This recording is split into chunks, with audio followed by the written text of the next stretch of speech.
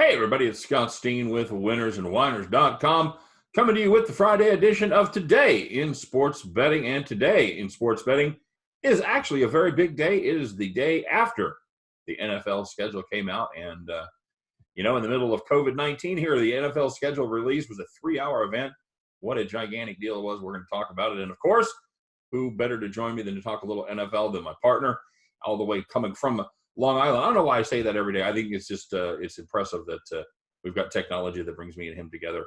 And I'm old and technology impresses me, but it is the one, the only. It is Scott Reichel. Scott, how are you today? Coming live via the Zoom. What's going on, buddy? Nothing much. I mean, overall, the whole schedule reveal for the NFL I found kind of odd yesterday because there's supposed to be 3 hours on ESPN, but everything got leaked roughly right before the ESPN broadcast. So I wasn't really sure what the point of ESPN spending 3 hours on the thing was. I understood maybe if you weren't going to tell anybody what the schedules were and you were going to let ESPN reveal every team. But I knew what the schedule was by roughly 7:05, and ESPN started the coverage at like 8 o'clock. So I didn't see what the point was. They were interviewing people like Kirk Cousins and some random, NFL players to get their thoughts on the schedule. And they're asking Cousins, what games are you looking at? What games are you focused on? And Cousins just says week 1. I'm like, that's the right answer, but that's a terrible interview question. I don't know what you want these guys to tell you. Like, I don't know, but ESPN decided to have dialogue for roughly 3 hours and to go through some games briefly. But, I mean, you can really find out the schedule on Twitter, and some of the individual teams were releasing their schedules before ESPN did. So I thought that was kind of a huge waste of time. But overall, it's good to see the schedules come out, hoping that all the games will be played. And that's a separate story if they are or they're not. But, either or, it shows some resemblance of normalcy, and I'm all for that. I agree. It's, all you have to do is look at ESPN schedule over the weekend. It's, sure, some of it may have been leaked in advance, but, at least it was better than the slippery stairs competition. That's all I'm saying. Don't disrespect the slippery stairs competition. That's all I'm saying.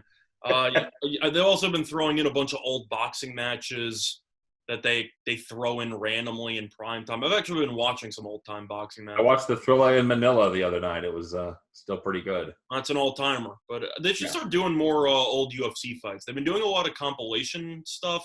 I know that they've been playing the occasional fight card here and there for UFC. Right. I feel like ESPN should be showing more coverage of that just because they literally just spent billions of dollars to acquire UFC rights. Yeah, you think they might try to build the excitement a little bit. Yeah, they might be saving some of that for maybe some deal with Fight Pass or something. But at the end of the day, or ESPN Plus, at the end of the day, if you're going to be showing so many old boxing fights from the 1970s and 80s, should probably be throwing in more UFC fights if you're paying that much money for UFC. That's just my thought. But Agreed. Yeah. So, there you go. So we're going to take a look at the schedule, just kind of go through it week by week, look at some of the opportunities. Now, we only have lines up for week 1, and so we're only going to be able to actually do a little pre-capping here as far as we can try to predict some lines and stuff like that, and talk about go through and see some of the national matchups, and just kind of work our way through the schedule, see what we got. We're going to break it up into 2 days. We're going to take a look at weeks 1 through 9 here today, and then tomorrow on Saturday we'll take a look at weeks 10 through 17. Well, Scott, I guess we should just go ahead and kick it off. We'll start it off with my hometown, Kansas City Chiefs, going to be kicking off the whole NFL season as the Texans visit Venerable Arrowhead Stadium there on Thursday night, September the 10th. And, you and I talked a little bit off screen, a little bit off camera about whether these games will actually be played or not. And we kind of have different opinions. I kind of think, we have the same opinion that it's going to depend a lot on what happens in South Korea. I think if they're able to play their baseball season without any problems, without any new infections. Well, UFC as well, not just South Korea, but UFC I think will play a huge factor in it. True. Also true. It's a lot more. It's a lot more like an NFL game would be, with the close contact and hand-to-hand battle and things like that. So I think if there's no problems in some of the other sports, I think there's a good chance that the NFL gets started on time and I think they're going to have empty stadiums. But we'll see how that goes. But so we're going to kick off with the Texans, a replay of last year's AFC divisional battle as the Texans come to Arrowhead Stadium, take on the Kansas City Chiefs. Looks like the early line on this one is the Chiefs by 10.5. And that's a ton right there. But, the Texans, they have suffered a loss. Losing DeAndre Hopkins, really haven't picked up anybody to take his place. And I think this is a team that's probably, if they are going to regain their spot that they had last year, I think it's going to take them a couple of weeks to come together. You like the Chiefs here. Am I correct in that? Yes. Simply put, you might have to wonder how much teams will be affected by the lack of full OTAs or the lack of a full off-season program. That's why I think Houston's going to struggle, because they are the number one receiver, and they're suddenly supposed to replace him with Brandon Cooks. Whereas Kansas City, I think actually might benefit the most from this potential lack of training, because they literally brought everybody back from their offense. I don't really think there's going to be a lot of issues with that offense going in, despite the lack of preparation, because they know each other so well from last year and brought back basically the entire coaching staff. So from that perspective, whether or not you add a couple weeks to practice, a couple months to practice, whatever, do I really think Mahomes is going to suddenly not be on the same page as his wide receivers? No, I just don't see that happening. And after what happened in the playoffs last year, I think Kansas City should win this game in blowout fashion. But you also have to wonder, defending champions tend to struggle a little bit in the opening game. Would that trend continue? I think Mahomes will be too much to handle. Is Houston's defense that good? No. Is their offense that good? It's okay now. I think it was significantly better with DeAndre Hopkins. But at the end of the day, I mean, I think the Chiefs should probably win this game by, 13 points minimum? Am I wrong? Well, I don't know that I share your Chiefs' optimism there. This is a Houston team that actually beat Kansas City in the regular season last year at Arrowhead Stadium. And, they basically the Texans basically beat the Chiefs for 5 quarters in a row. And, of course, they kind of fell apart there in that second quarter there at Arrowhead. Second and third quarter were not kind to the Texans. But, just 10.5 is just a lot of points to play. It's a lot. Yeah.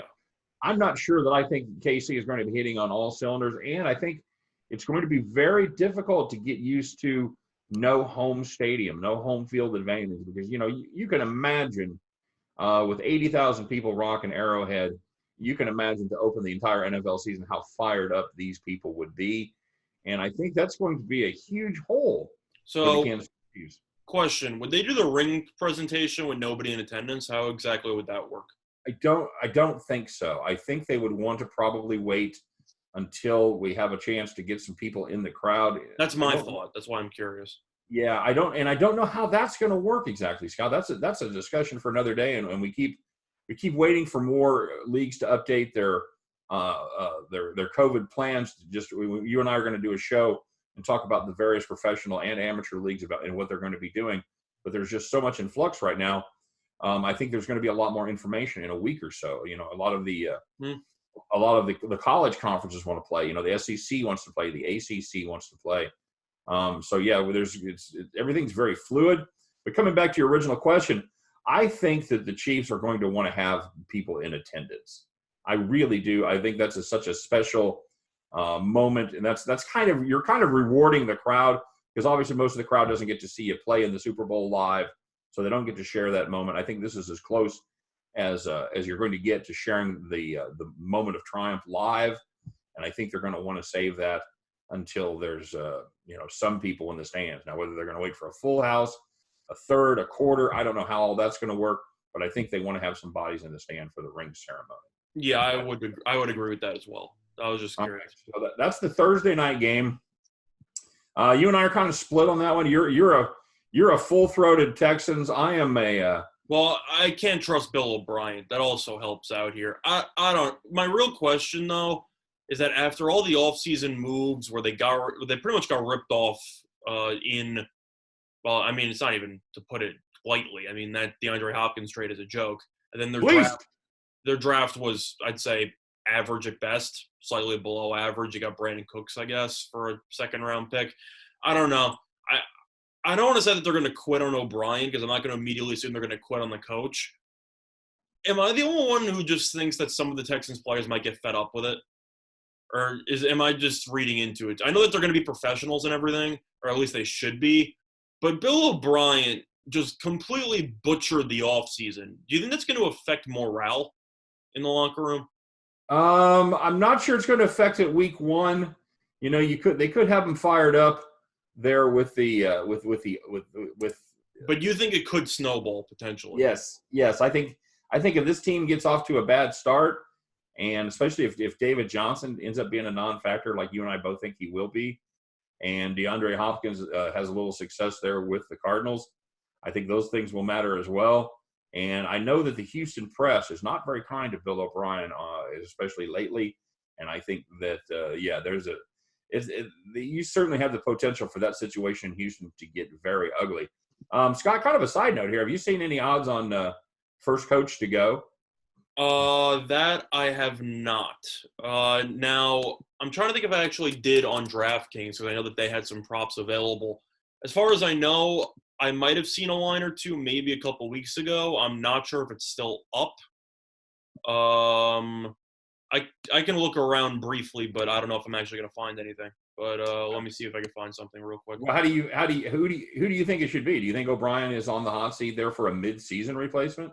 I don't know how realistic it is that they're going to fire the GM and the coach at the same time. Right. That's what gives him that extra level of insurance there, because he does wear both hats. Yeah, if you wanted to know my original thoughts on who has a good chance of getting fired, I don't think Matt Nagy's going to get fired. I think that he's got a shot with the quarterback switching to claim that he's got something left there. I think Dan Quinn has a shot at getting fired. If you wanted my original thought was Matt Patricia. And that was pretty much alarm bells going off in my head. Because I think that after last year and giving him a new chance, if this team, which is obviously the worst team in their division, I don't think it's close. I think the Lions are clearly the worst team in their division. If this team gets off again to 1-5, right? Whatever. The GM's also on the hot seat, so they just might pull the plug. At no point have I ever seen any actual progression from anything Patricia's done in Detroit, and I thought bringing him back this past offseason was laughable. So if you really want my thoughts on who I think could get fired first, I think it's going to be a terrible team. It could be Doug Marrone from Jacksonville. That's also an option. But if I had to pick the top two, I'd probably either go with Doug Marrone from Jacksonville or I'd go with Patricia from the Lions. You have any thoughts on that? Well, yeah. You start with probably the two worst teams in the NFL with coaches that have been there multiple years. I think anytime you've got that situation, certainly a possibility. The ownership in Detroit is notoriously patient. If you remember back in the Wayne Fontes era. I was going to say bad, but I think we're on the same page anyway. Well, yeah. Wayne Fontes survived 2 or 3 years after he probably should have been gone. So it'll be interesting to see. And the Giants, the Lions kick off with a division battle against the Bears at home. And I think if the Bears embarrass them there, I think the clock absolutely starts ticking on Matt Patricia. Now, if the Lions are somehow able to beat their division rivals there in week one, maybe he gets a little bit of a reprieve. I'm looking at these schedules. I'm trying to see who the Jags. Well, I think that, first of all, when it comes to these games we're going to be previewing, I'm going to give no feedback on the Bears because I have no idea who the quarterback is. And I think that quarterback plays a huge factor in how this team's going to do. If Trubisky is going to start pretty much every game, and both of us are on I'd say the minority, thinking that Trubisky's going to start week one, and that's currently at roughly plus 200 on DraftKings and some other stuff. A lot of heat on Nick Foles, brother. A lot of heat. That's what I'm saying. What I'm saying is that if Trubisky's going to start these games, then I think the Bears are going to go, 8-8, give or take.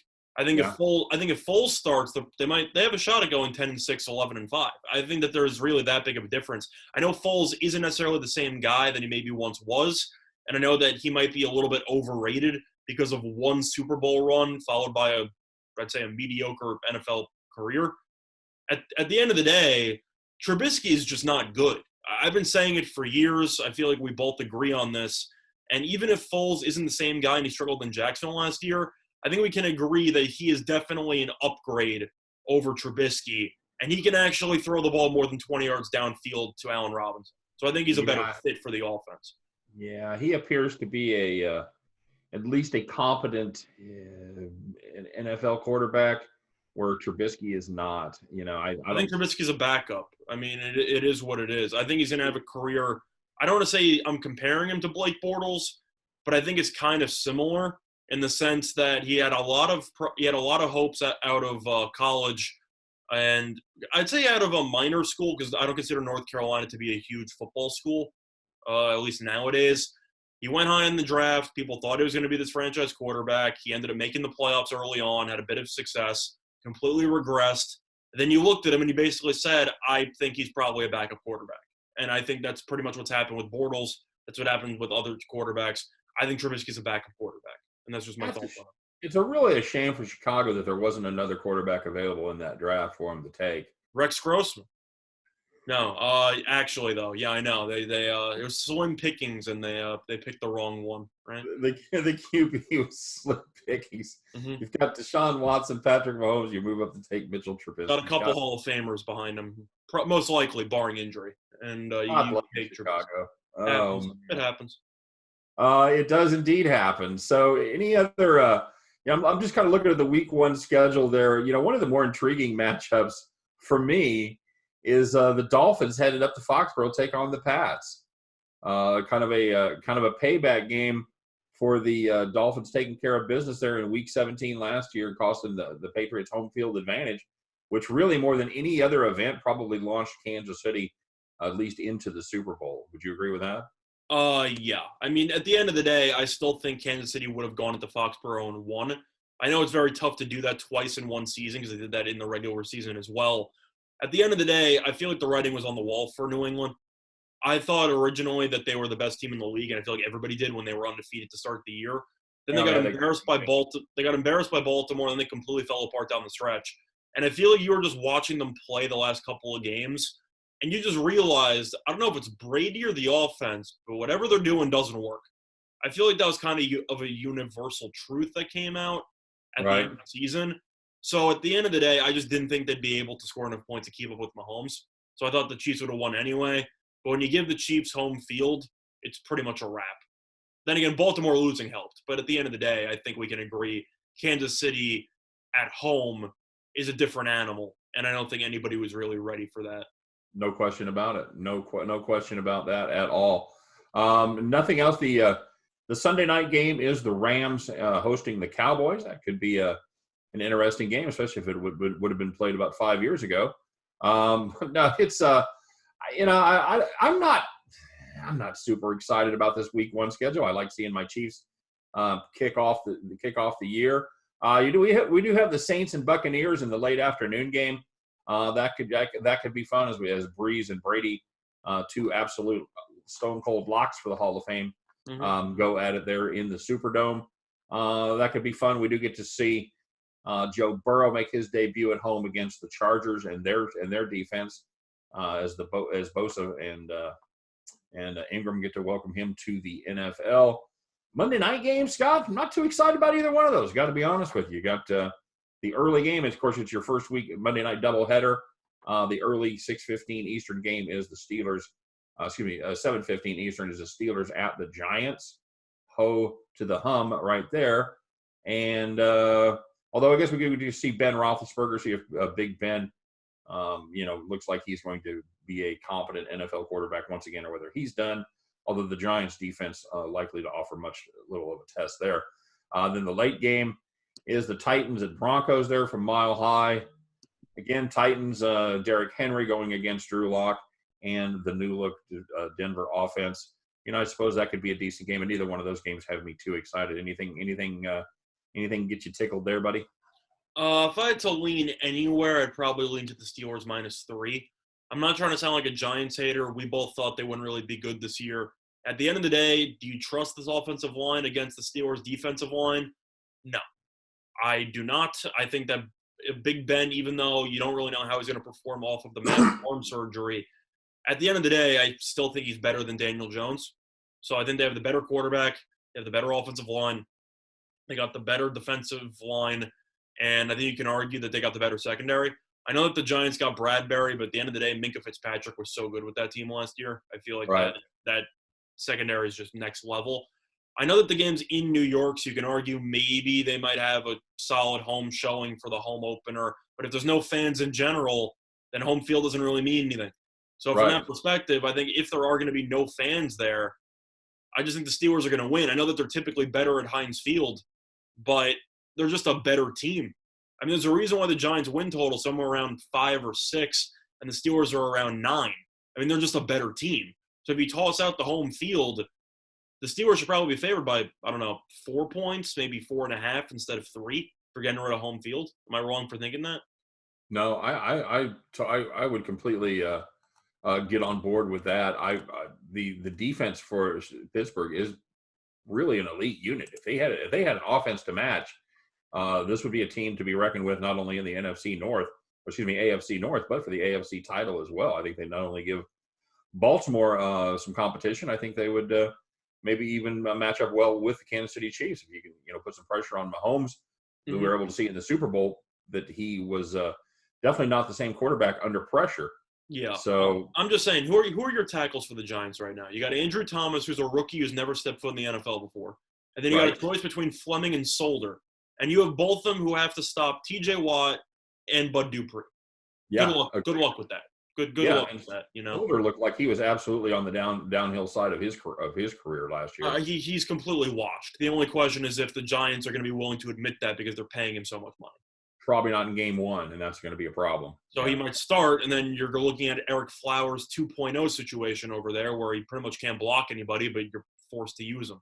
So I don't know. Now, I actually had one question that I wanted to ask you, though, for week 1. I had a question. So I feel like there's 2 factors that need to go into week 1. And the 2 factors we already touched upon, the lack of preparation time and the lack of fans. Now, for me personally, I think the lack of preparation should lead to a lot lower scores because of the fact that you have less time to work on timing and preparation and stuff like that. Yep. But the issue with no fans is the fact that you don't have to worry about crowd noise interrupting any of the signals or interrupting any of the play calls and everything like that. So I feel like one of them is good for the over, one of them is good for the under. Do you have any thoughts on totals? Because I still think that week 1 should be pretty low scoring. I think preparation is just extremely important. I agree. I think it's going to skew under. I think your situations where crowd noise actually factors in, I don't think there's enough of those to offset the lack of preparation, especially for I think what we're going to be looking at as far as this early in the NFL season, and you touched on it with the Chiefs, are the teams that are going to have more continuity, that are going to have more familiar faces, less changes, less new systems. I like any team with a veteran OC as opposed to a new head coach or a new offensive coordinator where they're running a new offense.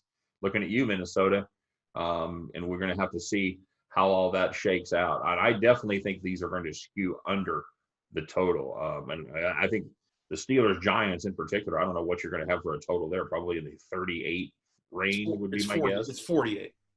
It's what? 48. 48? Yeah. 48 for the Steelers Giants? Yeah. Can I just sell my car now and bet that? I mean, you can probably ask. I don't know if Bet on the Line does some type of collateral deal with your car, but you can try to find out. I mean, I agree. I think that line's too high. I know that you can make the argument saying the Giants defense is going to be good, so maybe you're worried about the Steelers putting up 30 or so. Do I really think the Giants – do I feel confident in the Giants scoring 21 points? No, I don't. I think the Giants are probably going to score somewhere in the realm of 17. I think this game should end somewhere in the realm of 24-17. That's probably where my thought is, somewhere around there, ballpark. So I'd take the under on that as well. If I had to look at any other games I'm looking at, I probably would mostly lean unders as well. The truth is the total's a little bit low. I like the under anyway. I kind of like the under 43.5 in the Patriots Dolphins game. You got Jared Stidham making his first NFL start. Right. And the Patriots defense, I know that they lost a couple linebackers. Their secondary is still ridiculous. I mean, you still have Stephon Gilmore. You still have some very good corners. Your defensive line's still pretty good. I think New England's going to be a very good under team this year. With a rookie quarterback, you don't think Belichick's going to try to run the ball to ease him along? I think you kind of have to. So based on that and based on the fact that it's in Foxborough, so the Dolphins have to go to a little bit colder weather, I can see that game finishing somewhere in the 30s. I think that's a decent under spot there. I think Carolina Raiders under 46.5 is a pretty good spot there as well. I mean, you got a brand new system with Rule. You got I know that the offense got better because they brought in Bridgewater, you brought in Robbie Anderson, you brought in some pieces there. Carolina's defense, they drafted a ton of guys who I actually really like. And the Raiders, something you might know about, even though they got Ruggs now who can be a deep threat, they love to milk the clock with Gruden's system. They have so many 10-play drives that eat up around 8 or 9 minutes that I just think that game alone, Raiders and Carolina, should be very sloppy. And I think that game should also finish somewhere in the low 40s. So for me, I'd also take the under there. Am I wrong for thinking that? No, not at all. I think that's I think that's solid logic. I'm just looking at the games here. Obviously, they're going to have a high total on the Buccaneers Saints game, but those are two teams with underrated defenses. I think. Well, weather's also a factor because it's in a dome, so that's also a reason why. Yeah. So even outdoors, I mean, you don't know what the weather is going to be. So some of these lines might completely. All it takes is one little day of rain, and you get yourself roughly a 3-point middle. Because people are going to be overreacting dramatically to week 1. I feel like in either way, if the weather is good, you'll see more money on the over. If the weather is bad, you'll see money on the under. I feel like people in week 1 are going to be so desperate to bet on any action whatsoever, especially in these circumstances. All of these lines should move roughly one way or another, in my opinion. Yeah, I think that's right. And hopefully in September, you're not going to have a lot of weather to worry about. Rain is going to be your only factor. Rain, wind, all that kind of stuff. I'm not saying it's going to be snowing, but anything that can potentially reduce the effectiveness with the lack of preparation in a pass-happy league. You have some wind in there. You have some, rain, stuff like that. It's not going to be good. I'll tell you that much. And wind actually is the number one factor that affects totals. Everybody thinks it's precipitation. It's not. It's actually the wind has a much more of an impact on the total of the game than either rain or snow. Yeah, and one more question for a week 1 game. Do you have any thoughts on the Seattle-Atlanta game? Glad I don't have to watch it. That's fair. I mean, I know Clowney's not there, and maybe he might be. I just trust Seattle significantly more than I trust Atlanta. And I think Dan Quinn probably should have been fired a year ago. So when in doubt, -1. I know Seattle was great on the road last year, and they weren't great at home. Right. How do you go against Wilson -1? I don't know. I don't think you can't. I mean, I don't know. I think that's a good Seattle play right there. I know that people seem to be high on this Falcons team for some reason. I don't really. They know always why. are. They always are every year. You look on paper and you go, Julio Jones, top receiver.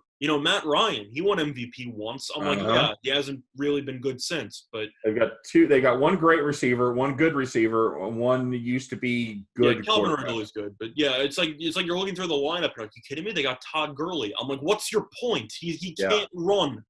This is I don't know. Plus, Seattle went healthy. Their offensive line, I still don't think is very good. And their defensive line is terrible. They ran the ball down people's throats last year before Carson got injured. With him healthy again, I mean, Seattle's probably going to find a way to win 10 games again, and I'm not sure how. But that they will. It's just something.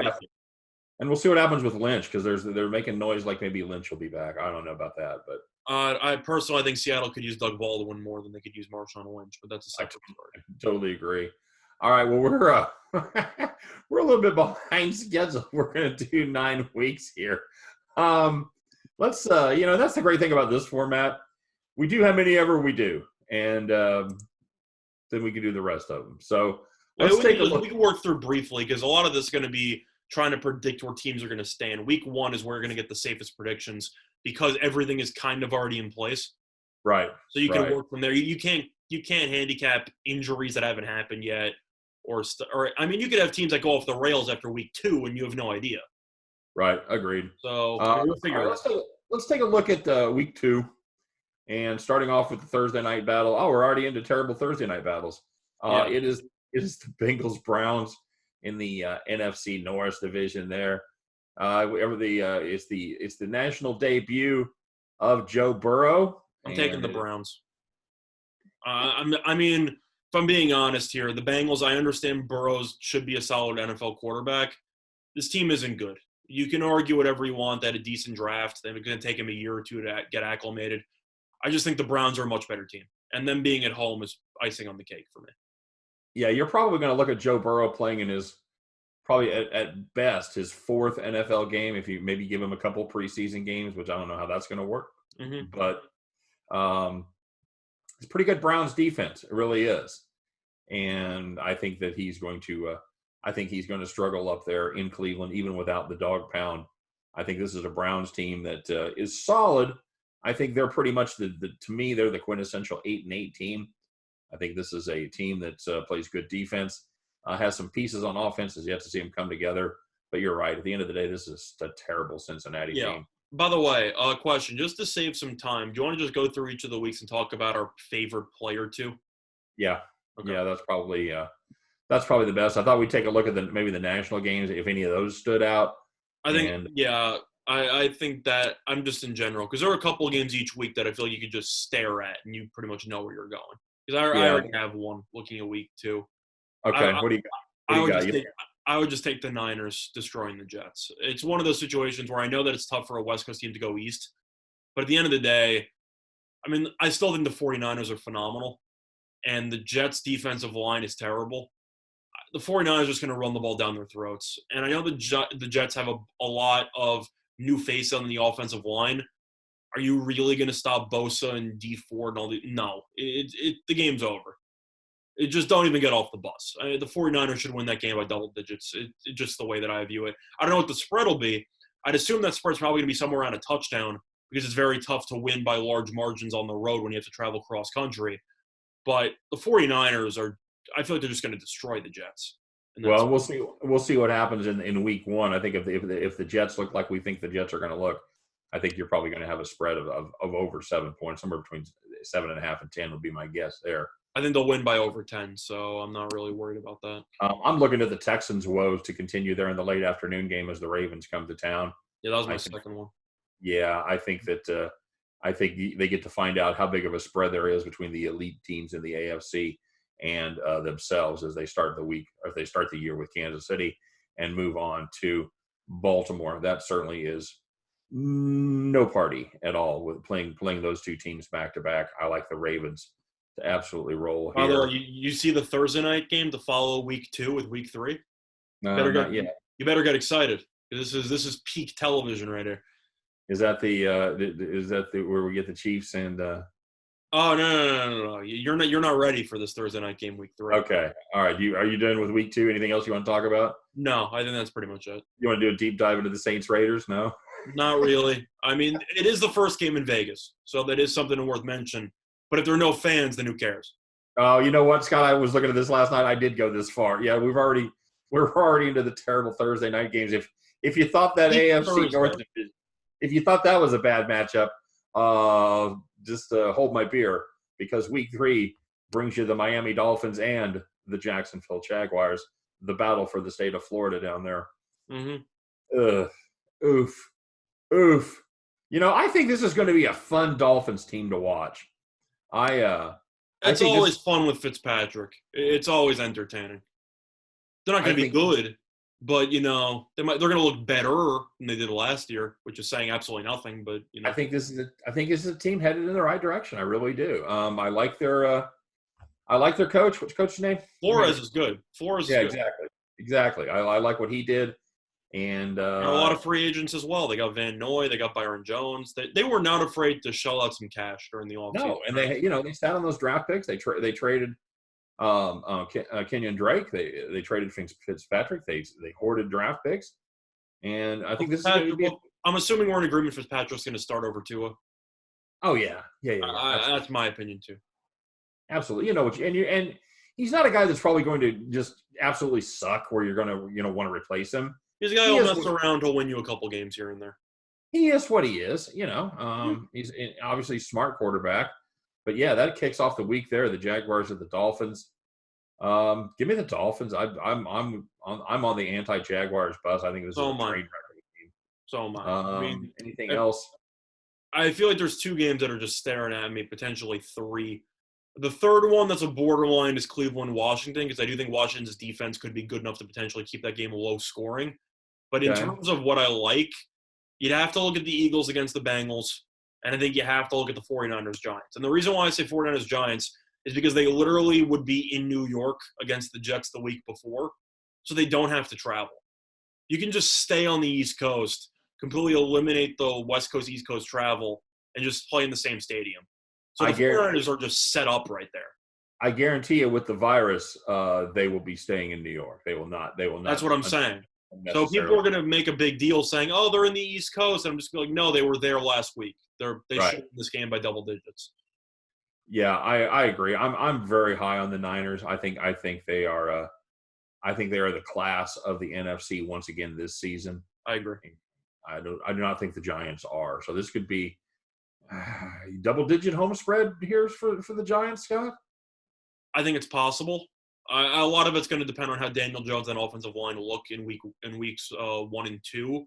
Right. But it could really get ugly in that game. I mean, realistically, we just talked about how the Giants might get destroyed by Pittsburgh's defensive line. Nick Bosa? You got Nate Solder on Nick Bosa? What are we doing here? Like it's not fun. This could get really ugly. Who's the backup for the Giants? They got Fleming, and I mean they're gonna have to rotate because they got Thomas, Fleming, and Solder, and one of them has to come off the bench. I mean the quarterback. Oh, because we may find out. We might have to find out. Yeah, it's not Eli Manning. I'll tell you that much. Right. We do have a potential Hall of Fame, or not a potential. We do have a Hall of Fame matchup there between Packers and Saints on Sunday night. But the game that's kind of got my attention there in Week 3, Scott. I like to see the Buccaneers go to the Broncos. I think we're going to get a test for TB12 there on the road at altitude to see what he can do with that always stout Denver defense there. There's one team that actually grew on me during the offseason. I actually really like Denver. With the drafts and the free agent moves, I actually really like what they did this offseason. I actually kind of like the infrastructure there. Now, I don't know if Locke's a true guy, and we're going to have to find that out. But at the end of the day, I thought they definitely improved this offseason. I think that's they got a lot better. Props to Elway. I've given him some hard times because he keeps picking really tall and athletic white quarterbacks who don't really do anything. But at the end of the day, he actually did a pretty good job this offseason. Yeah, because he didn't have to mess with a quarterback. Yeah, and I feel like we have to talk about the Monday night game, which I don't want to bet on, but that's one of the most entertaining games of the year. I'd probably lean to Baltimore just because they're at home. But you can really argue either way. I would take the over. I just think both quarterbacks are going to put on the show. Yeah, I agree. That is the Kansas City Chiefs and the Baltimore Ravens. A rematch of what should have been last year's AFC title match, but was not, thanks to the Tennessee Titans pulling off the upset there in Baltimore. But I agree. That is going to be – and I know that's the game that everybody's looking at early in the season. Could be the best Monday night game of the year. Having said that, it probably will be a complete flop with a blowout win for one team or the other. But I think it certainly has the potential to be a back and forth. Could see a total there. You could see a total certainly in the high 40s, low 50s. At the end of the day, again, depending on how those teams start, because now we're into Week 3, so we're going to be basing some of those lines off of the performance of the previous 2 weeks. But I think on paper, at least, that should be the matchup of the week as the Chiefs and Ravens get together. Your thoughts on that one? You think Baltimore pays that off in a shootout? You think that's how that ends up? Well, I think the total that you just said is way too low. I think books would probably start that total off around 55, maybe 56, just based on the quarterbacks. Realistically, I think no matter where the total is, you should probably bet it as soon as possible because I think you're going to see a ton of over money coming in. I think there's no way you don't see over money for that game unless there's some type of massive storm anticipated. Oh, yeah. I mean, a Monday night game with two offensive powerhouses, yeah, that's going to be – Total can start at 55 or 56. It should climb up to roughly 58. That's just my thoughts there. I think that's high. I don't think – I think it's high too. But, I mean, it's not about whether or not you think the line is high. It's about whether or not you think the public will actually start betting the under, and they won't.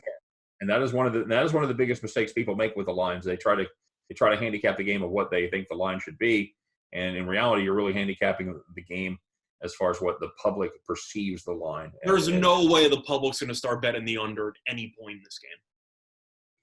Oh, sure. I mean, they could get to a number. I just don't know that we're going to see as many mid-50 games this year. No, I don't know, Scott. We'll have to see. I'll be Well, curious to see. I was saying that I like the over because I just think that if you get it as soon as possible, I think the line's only going to go up. I think it'll be 55 because I just think that the books are pretty much going to dare the public to take the over with the high total because they know they can get away with it. That's kind of my thought process there. They know whether or not the total's 52 or 55 or even 56. All of the squares are going to bet the over. And I feel like they're not even going to think twice about it. Am I wrong for thinking that? No, that's not. That's usually not bad logic. That's not bad logic at all. Usually to count on the public to bet the over, especially on a national game like that. You could be right. Could be an extra 3 or 4 points even baked into that, just due to public perception. So we'll see. We'll see what happens. At the very least, hopefully, it should be an entertaining game for everyone to see there. And by the way, that is the only appearance of the world champion Kansas City Chiefs on Monday night. I feel like you can kind of throw Mahomes anywhere and you're going to get ratings. So I don't think it matters. As long as they actually show him on local TV. I mean, by my area, I got to sit around and watch the Jets and Giants instead of watching any of the good games because of local blackout stuff. So, it's always fun.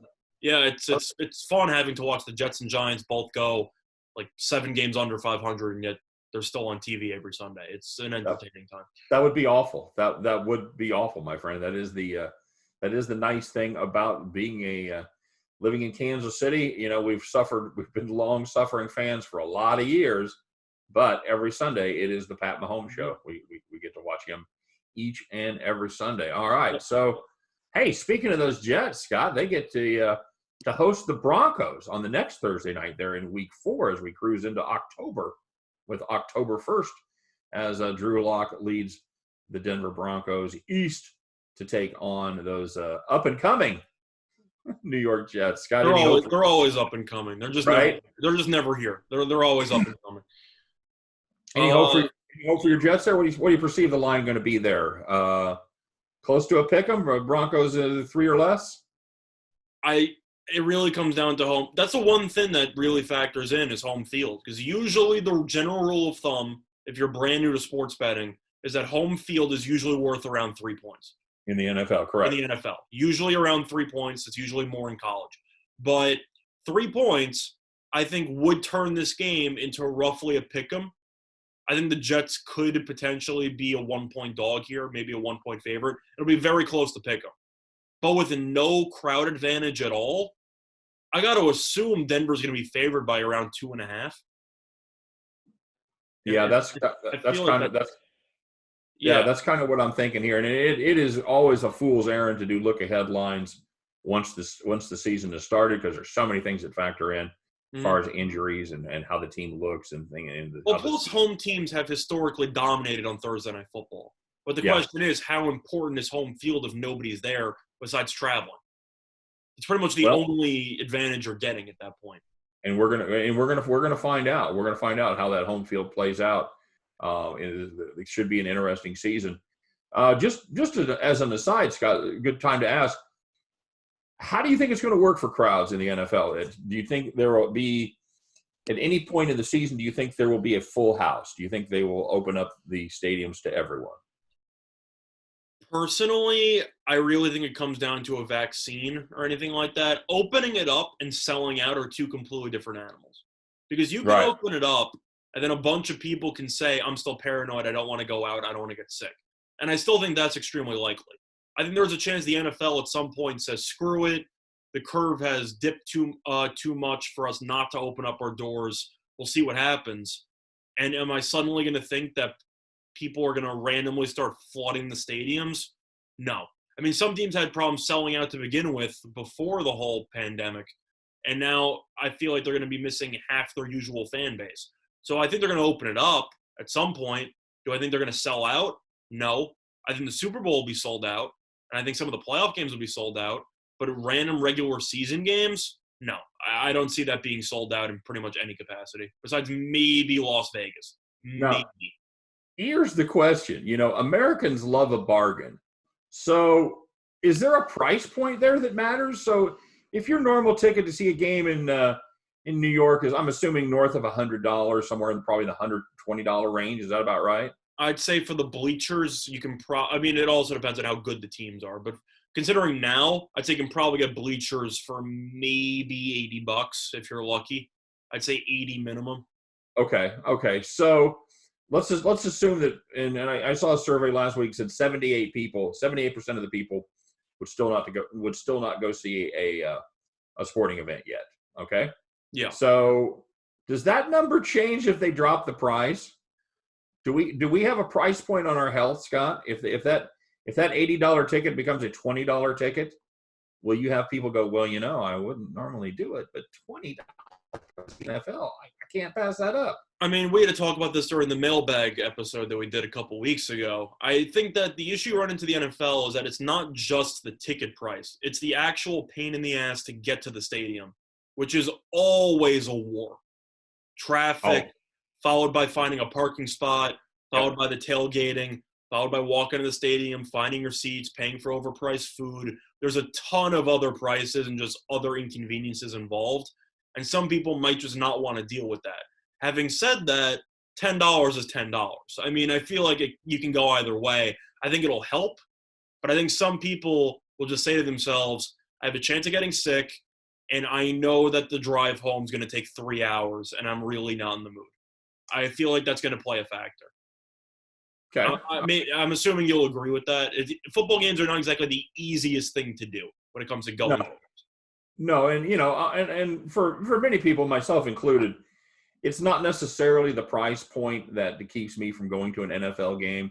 It is a lot of the other secondary factors, like you talked about. Would I pay $60 or $120? That's probably not going to make a huge difference in my life at this point. I am always loath to pay $60 to park. Yeah, that makes me angry. I'd rather pay an additional $40 on the ticket price. You got $40 for parking, $10 a beer, $8 a hot dog. You got to get a program. If you're going with anybody, you got to get them something from the gift shop. There's a lot of other prices. You're spending roughly $100 anyway. I mean, minimum. So it can look good, and then you realize you get there and you realize, there's a lot of hidden fees that I completely forgot about. And at the end of the day, it's a better experience most times sitting in your house. Now, it really is, honestly. I think Red Zone completely changed the way that I watch football. It's a lot of fun being at Arrowhead. The crowd's all fired up and everything. But, it was a place when my kids were growing up, there was enough drunks and enough shenanigans there that I didn't want my kids anywhere near the stadium. And that's a shame because it's, as far as, bad quote unquote crowds go, it's not bad. It's not, it's not Philly or it's not Oakland or, it's not somewhere where it's particularly dangerous. It's just obnoxious. It's just drunk. As I get older, Scott, the whole drunk, obnoxious people just annoys the shit out of me. I don't care if they're on my side, the other side, people spilling beer on you and things like that. I don't have time for it. I'm sorry. So, I agree. Having said that, I'll be the first to admit I'm a grumpy old man, and there are probably plenty of people out there that don't have the wherewithal to pay, $120 a piece for a ticket to go spend $400 to take the family to a game. It'll definitely affect some people. I just think the vast majority is going to realize if they've been to games before, ticket prices don't even really matter. I'm going to spend so much money in everything else. Unless you offer me discounted beer and discounted right, I'm not going to go. Yeah, if you can take my $400 experience to a $100 experience, I'll go. Then now you're talking. But as long as everything else, as long as it's still $8 for a hot dog, $12 for a beer, $50 to park, I'm out. I'm out. So, but anyway, we're at week 4. You want to just do one game a piece quickly, and we'll just mow these down? Yeah, week 4. I'm taking a look real quick at and again, from a betting standpoint, there's kind of a couple different things. There's a betting standpoint, and then there's just an entertainment of the football standpoint. I'm anxious to see the Patriots come to Kansas City. I want to see. That's always a good time as the Chiefs do their thing against the Patriots. Of course, not having Tom Brady, it'll make a huge difference. But I'm anxious to see that game. I think the Chiefs absolutely roll up the boys from New England. What do you got there? What are you looking at? I like the Saints. I think they're going to go into Detroit and just smack them. Okay, that's That's fair enough. And, I'm going to violate the rule we just set. I'm interested to see the Ravens go to Washington there and see how good that Redskins defense actually is. Yeah, that's fair. Okay. All right. Let's take a look at Week 5 as we charge along here. In full disclosure, Scott and I, we talked a little bit before the show. Neither one of us really got caught up in the hype last night as far as looking at the schedule a lot. I did check the Chiefs schedule, but we didn't do a lot of deep, in-depth research. So a lot of these games we're kind of seeing for the first time, much like you guys are. I kind of thought that'd be kind of fun to look at it with fresh eyes, much like the people that are listening to the show. So having said that, let's head to Week 5. Okay, we start off with Buccaneers Bears on Thursday. Okay, I'm out. I feel like we're both just going to stare at the Chiefs, Raiders, and the 49ers Dolphins. Am I wrong for thinking that? That's certainly where my eyes were drawn. Cowboys Giants maybe, but Seahawks Vikings is the Monday night game. That could be entertaining. As Skoll comes up there to check out the 12th man. Kirk Cousins in a primetime game? Oh, give me Seattle. Give me Seattle. What are you kidding me? It should go well. That's the weirdest stat. I tried to play against that. Why do they keep putting him on primetime games? Just stop it. They used to do the same thing with Andy Dalton, and he never won, and they stopped putting him on primetime games. Just stop it. I get it. Kirk Cousins actually won a playoff game. Good for him. It's fine. He can't win on Sunday or Monday night. Sunday night he beat the Cowboys last year. Monday night, isn't he over? Isn't he like 0-7? Yeah. Didn't he just play Seattle last year on Monday Night Football and he lost? Why are we doing this again? I tried to make the case that's a ridiculous stat, that it's a statistical anomaly. I think Dalton's the same thing. Dalton lost last year to Pittsburgh on Monday Night Football. I think he's also winless. But didn't we just have the Vikings against Seattle in Seattle on Monday night last year? Why are we having the same matchup again on Monday Night Football? I guess because it went so well last year. I don't know. It makes no sense to me. You try to throw in a bunch of random teams here and there, and they get the identical matchup in the identical venue as last year. Just stop. At least put in Minnesota. Do something. Yeah. Just to repeat what happened last year. Who cares? Yeah, that's a beautiful stadium there. The Crystal Ship and everything. They got the Skoll chants. They blow the horn. Yeah, that is a primetime game or two. Yeah, it's Seattle. It's the 12th man. It's drizzly and the crowd's excited. We get it, And it's usually raining. We understand. It's fine. It's Seattle. It's usually going to rain. It's all what good. I'm saying. Yeah. Have a cup of coffee. Come to Minnesota. Mm-hmm. Okay, so that's Week 5. A couple of interesting games, like I said, the Dolphins and Niners, the Chiefs and the Raiders. Again, Denver and the Patriots. I kind of gravitate towards those two teams. The Monday night game is going to be the Chargers and the Saints. I can hardly wait to do a standalone video handicapping that game. I got to be honest with you. Okay. All righty. Moving into Week 6. Anything else you want to say about Week 5? Anything got your attention? Not really. I mean, you're kind of going into the TV games that you're interested in. I'm kind of just going through which games stare out at me from a betting perspective. So. All right. And it's just hard to it's hard for me to look at games from a betting perspective that deep into the season because there's just too many variables. Yeah, it's just one of those games that's just staring me in the face, where I just think this game's going to be a blowout, or I think this team's undervalued, or stuff like that. Well, and here's another game that got a lot of chatter, both on Twitter, on ESPN. Is in Week 6. It is the Thursday night game because the Chiefs head up there to Orchard Park to take on the Bills. Mm-hmm. Should be fun. It should be a good measuring stick for the Bills. Scott, having just said that I don't really like talking about lines in the middle of the season, I'm going to talk about the line there. I think there's a good chance that if everything plays out the way we think it's going to, I think there's a good chance the Bills may be a slight home favorite here. What do you think? I think a favorite's a bit of a stretch because I do think that no matter where they put the line, people are going to bet on Kansas City. 3 or less? For me, I probably think the Chiefs will be -3, -2.5, something around that field goal line, just because they know that people are going to bet the Chiefs, but they want to make sure that there is some value for a potential backdoor cover from Buffalo. I think -3 with -120 juice sounds right there. Okay.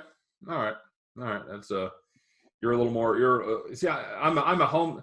In spite of the fact of how good the Chiefs are, I'm still the hometown pessimistic fan.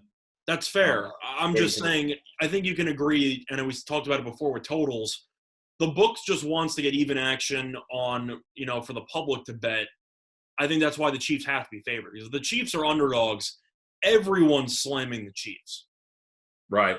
If you make them a slight favorite at -3, you might get some people buying back between 2.5 and 3, or maybe 3.5, and trying to get a field goal there with Buffalo. But I think the Chiefs will be favored. Yeah, you could be right. And I'll tell you, I'm looking at these games in week 6. That is looks like a good opportunity if you ever thought about reconnecting with your church or taking a family drive. Looks like a good day for that. There are some absolute. You're not excited about Bears Panthers at 1 p.m. I hadn't even made it that far yet. I got caught up looking at Lions. Redskins Giants. That doesn't do. Lions Jaguars. That doesn't do it for you.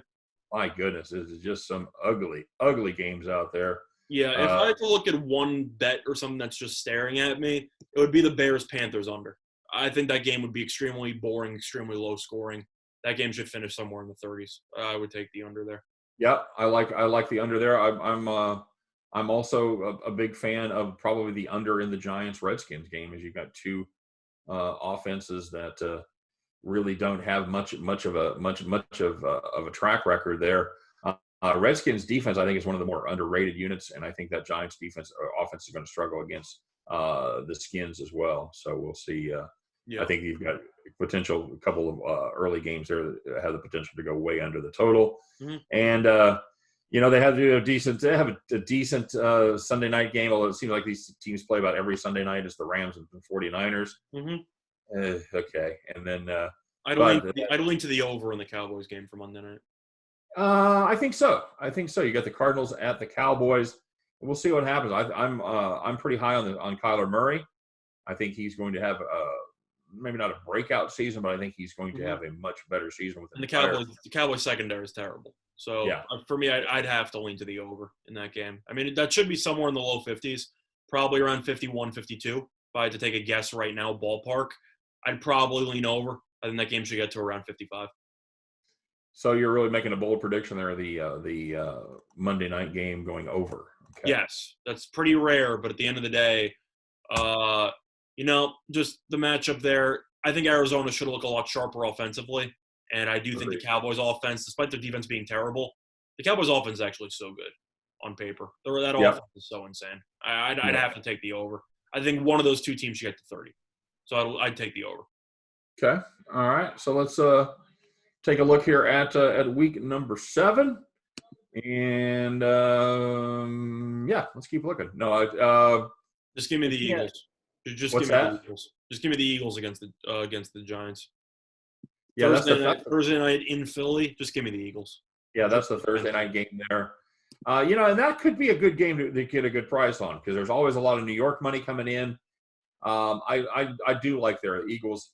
Most likely going to be a short favorite there, probably in the again, hard to guess, but probably in the four to.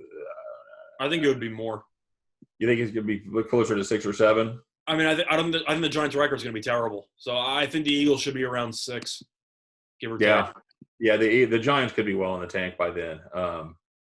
So we'll have to see if that offensive line situation goes as badly as we think. On a short week as well in Philly. I think Philly would pretty much lay the wood there. Eagles could be a touchdown favorite there.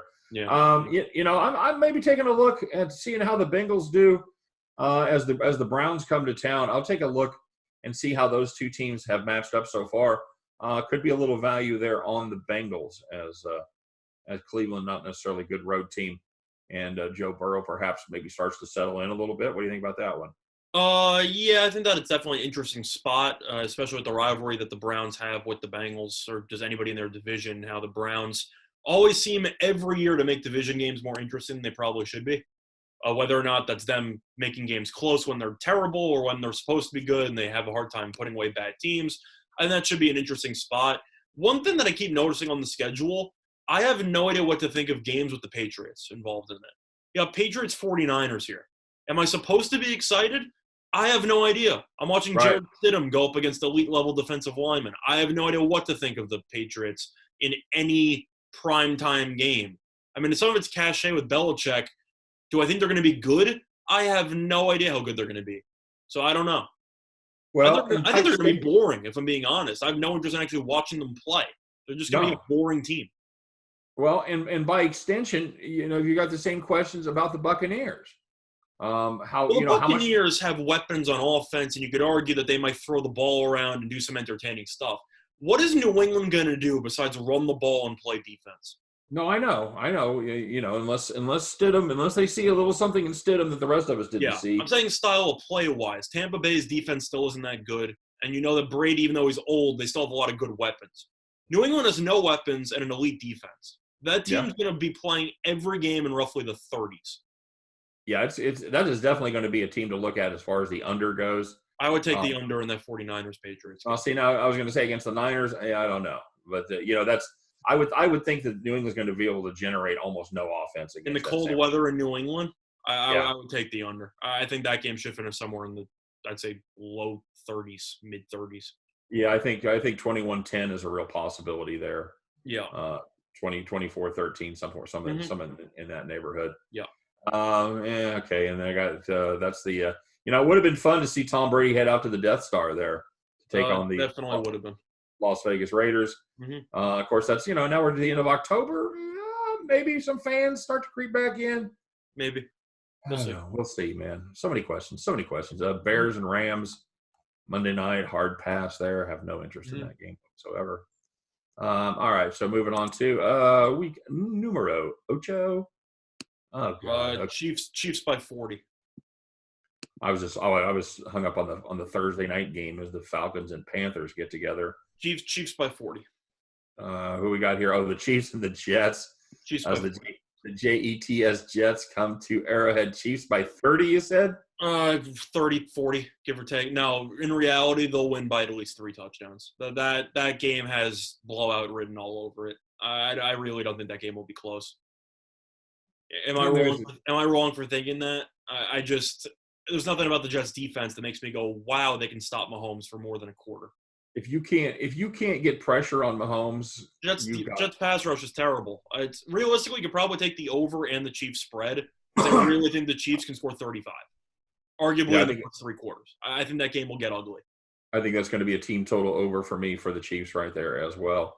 Yeah. A couple interesting divisional matchups late in the day as the Niners travel to take on Seattle, and the Cowboys travel to the city of brotherly love there to take on the Philadelphia Eagles.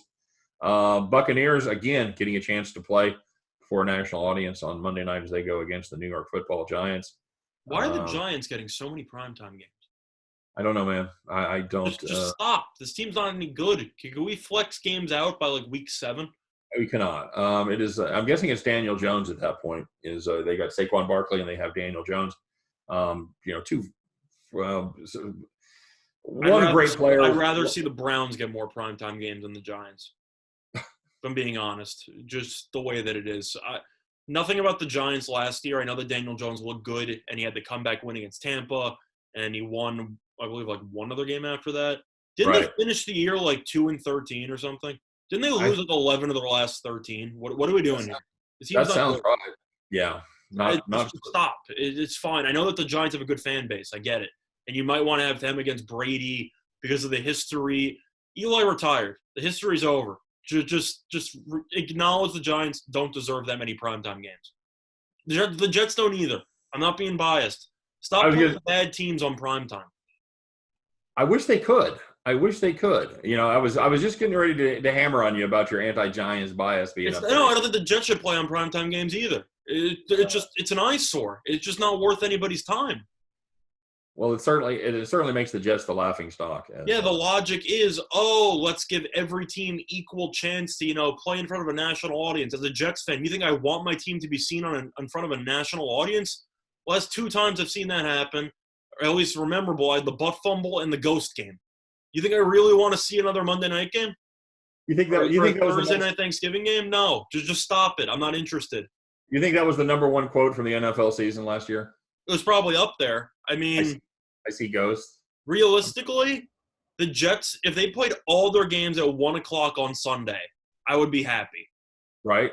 The second you put them on prime time, we're going to get embarrassed. And I have no interest. Jets were on prime time twice last year, but they got destroyed by the Browns at home by about 20-something. And then they got destroyed by the Patriots on Monday. Just stop putting them in games. Put them at Sunday. Just leave it at Sunday. Make sure that the team's around 500.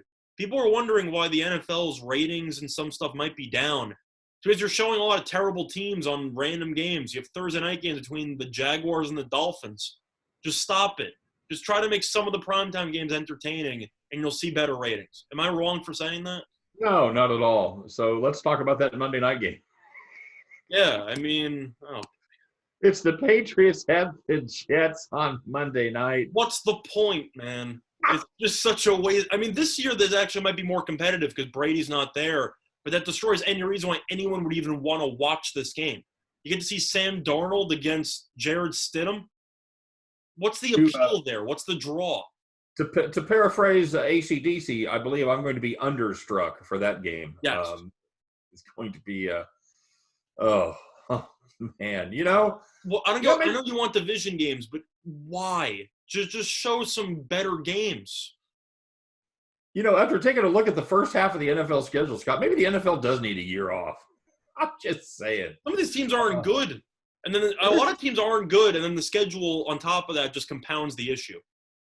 There is just some terrible, terrible football teams out there. I know it ruins some scheduling and stuff like that, and you can make some arguments.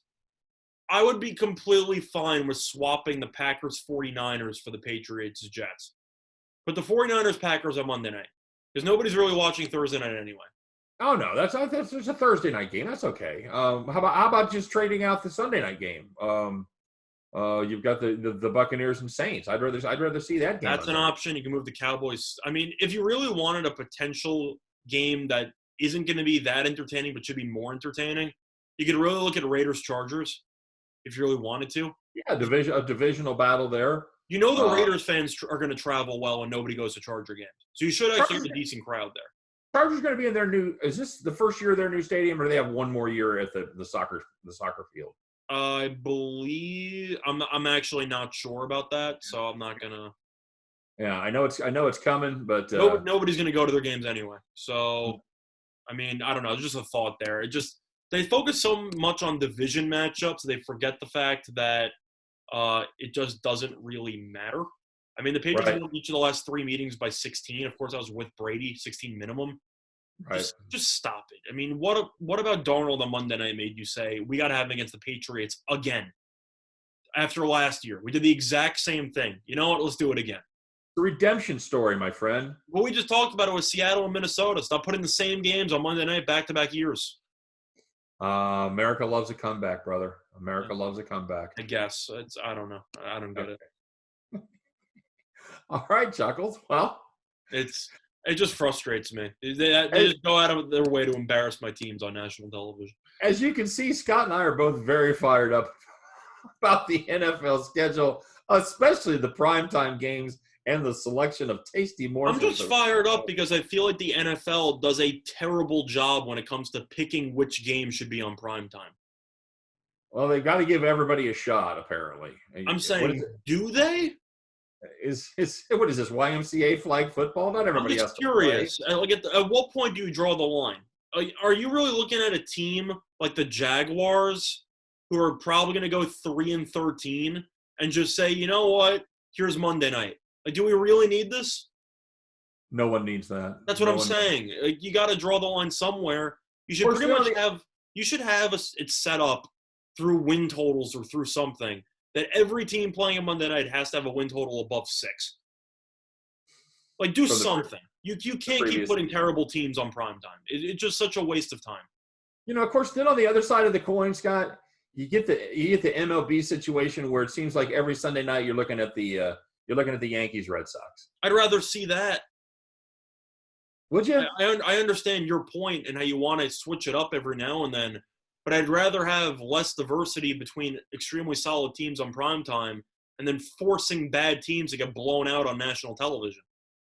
Well, yeah, I mean, I guess that's your option. You put bad teams against other bad teams, which often leads to a bad game. That's Thursday night. That's what they do on Thursday night because they have no other option. Right. Yeah, that's definitely true. Although Week 9, the first week in November, the Thursday night matchup, Niners Packers, should be one of the better ones. Yeah, I mean, I think the logic is based on the fact that, teams are not going to get ratings, so if we throw them in on a primetime game, maybe they'll get ratings. But because people watch anyway, are they? I know that people love watching football on Monday night because fantasy football and gambling and all this other stuff. They're going to bet on anything anyway. Are they? Do you really need the extra 1 million or so viewers for Jaguars Dolphins? Does you really need that? I mean, I don't know who's going to watch any of these games, unless you actually have some skin in the game. I don't know who's going to watch these games. You and I are both watching these games. It's debatable. It's kind of our job, Yeah, but we're betting on it, so that's why we have something in the game. The general people, they might watch it, but at the end of the day, people complain every year about how bad the primetime games are, and then you look at the upcoming schedule and you realize just why the primetime games are so bad. It almost seems like the NFL is so arrogant that they just think they can put anything out there, and people. I mean, they're right. I'm not going to go ahead and say they're wrong. I know their ratings have been down lately. We're going to find out this season, Scott. We are going to find out. We're going to test that theory. Because if you and I have discovered here in the first 9 weeks, there are some horrible, horrible primetime games. So we're going to see how that all works out. Now, of course, tomorrow we're going to talk about the last 8 games of the season, and then you're going to start having some possibility for some flex. So, maybe the Sunday night games won't be as bad. Of course, you can't flex Thursday. You can't flex a Monday night, but you can flex that Sunday night game. So we'll see. You and I will talk about some of the most flex-worthy possibilities there. Mm-hmm. I'm not, I don't want to say, I feel so jaded, man, by saying I'm not really excited for a lot of these games. You don't know how many of these games are actually going to even happen. Well, that's again, a completely different issue. It's still an issue. Because you can't really get excited about games in week 1 if you're not even sure that they're going to be held. Yeah, I agree. We'll see. I think it's a touchstone. I've talked about this before. I think it's kind of a touchstone of normalcy for people to talk about this and to handicap and to not change those dates around. But in reality, there are so many question marks between now and then. Mm-hmm. What are we? We're the first week of May, roughly going to the first week of September. So we're still 4 months away, 120 days away. And nobody knows when this virus or when the spread's going to slow down. I'd say a decent percentage, or when it's going to stop. So I mean, everybody's just trying to piece together the best possible outcome without realizing what exactly is realistic, because nobody knows what's realistic at this point. Right. I totally agree. And of course, then they talk about it making a resurgence in the fall when the cold weather comes back. So, is it possible we get a few games under our belt and then have to pull the plug? Sure. Well, kind of a really upbeat show today, everybody. Hope you've enjoyed it. Mm-hmm. I don't know, Scott. It's a difficult situation. I'll just say that. I don't know how this is all going to play out. It's one of the situations as of right now, because it's gone on for so long, there really is no right or wrong answer. Because on one hand, either you shut it down and you just say safety of the player is most important. I don't think anybody's going to argue about that. But then you open it up like the UFC and you just say people need their entertainment, let's go. I feel like you're going to anger half the people both ways. So you can kind of pick whatever you want. Am I wrong for thinking that? No, I mean, you've got to have bread and circuses to keep the masses happy. And, you can extrapolate that out to say we need the meat and circus, and we're running out of meat. Mm-hmm. So we got to have a circus or we're going to have a lot of trouble. So, yeah, right. I agree. There's going to be some creative things happening, and we're going to have to see what happens with all these various sports leagues. We'll see what happens. How'd your second Korean baseball bet go, by the way?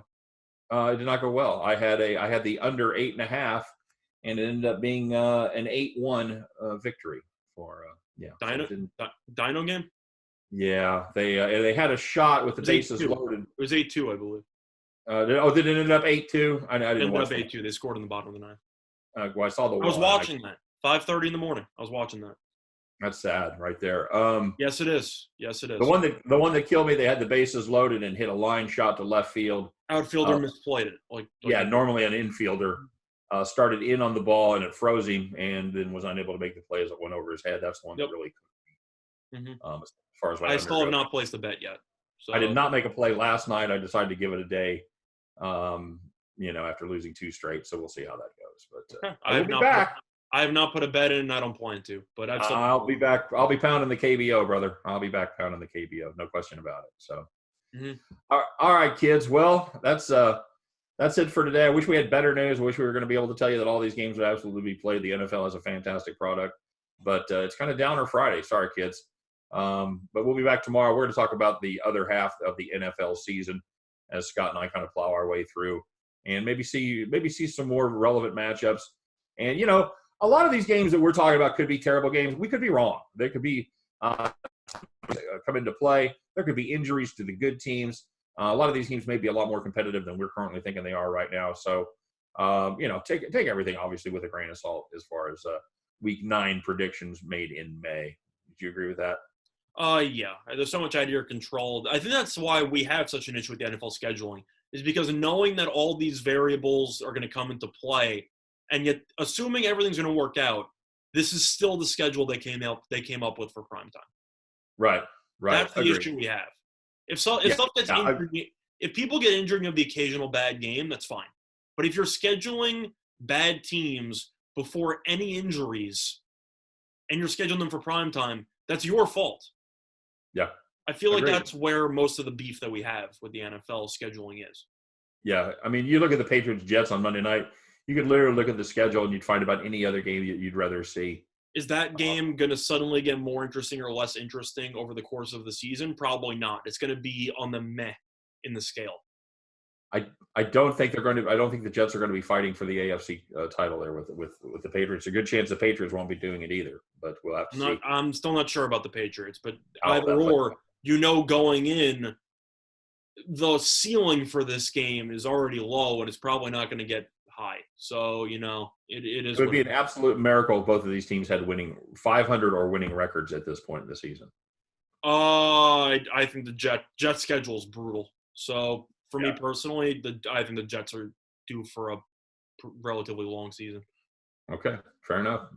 Sorry for your loss, man. It's fine. I thought they would go around 7-9, 8-8. Then the schedule came out, and according to winning percentage last year, I believe they have the 3rd hardest schedule in the entire league. Right. Well, they've got the AFC. They've got the AFC West this year. I don't know who's the other division they match up with. The NFC West as well. You play the 49ers, the Rams, the Seahawks. It's over. They're going roughly 5-11, 6-10. It's not going to happen. Totally agree. All right, man. Okay, guys, we've run long here, but you know what? We've talked it out. We're doing a little NFL therapy, and I hope you've enjoyed what we've had to say. We'll be back tomorrow on Saturday talking about the other half of the NFL schedule. As always, don't forget to check out winnersandwhiners.com and our sister site over there at statsalt.com. Still making great predictions, still putting out great content on the sports that are going on, so make sure you check that out over there as well.